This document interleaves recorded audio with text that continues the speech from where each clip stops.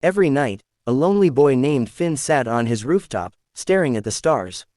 He had always dreamed of flying, of feeling the wind beneath him and leaving the heavy world below.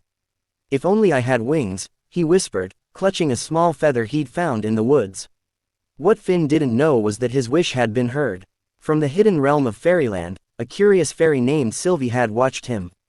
She was drawn to his unwavering hope and the way his heart sparkled with dreams, even in the face of hardship. One night, as Finn whispered his wish to the stars, a soft glow appeared beside him. Sylvie, her wings shimmering with moonlight, hovered before him. "Your wish has reached me," she said gently. "Why do you wish for wings, little dreamer?" "So I can fly far away," Finn replied, "to a place where I belong." Sylvie's heart ached at his words. "Perhaps I can help," she said, a twinkle in her eyes.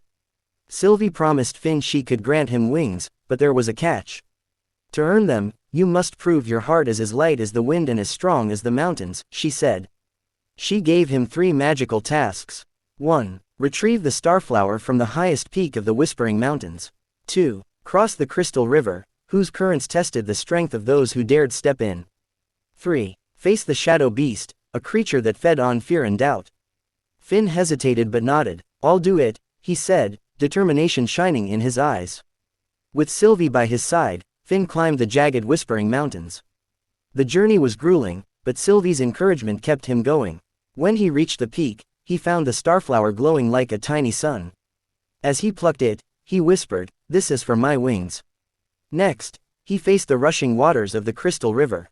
The river's magic tried to pull him under, testing his strength. "Think of where you want to go," Sylvie called. Finn closed his eyes, imagining himself soaring through the skies. The current released him, and he crossed safely. Finally, Finn entered the shadowed forest, where the shadow beast awaited. The creature loomed before him, a dark mass with glowing red eyes. It whispered his fears, of failure, loneliness, and being unworthy. But Finn clenched his fists and shouted, "I am more than my fears." The shadow beast vanished into the darkness, defeated. When Finn returned to the rooftop, exhausted but triumphant, Sylvie smiled proudly. "You have proven yourself," she said. "Your heart is brave and true." With a wave of her hand, Sylvie sprinkled golden dust over him.